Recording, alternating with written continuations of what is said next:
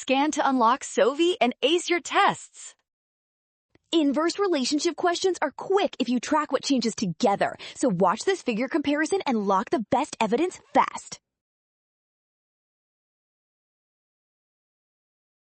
An inverse relationship means when one variable goes up, the other goes down. So higher carbon dioxide should match lower photosynthetic productivity if the claim is actually supported.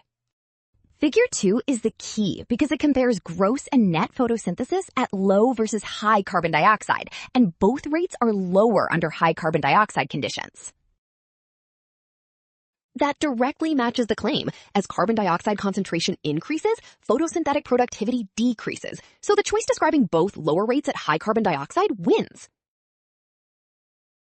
Well done! Option B, scan now, watch signs, and avoid rush. Trust given data and check each step before choosing the evidence.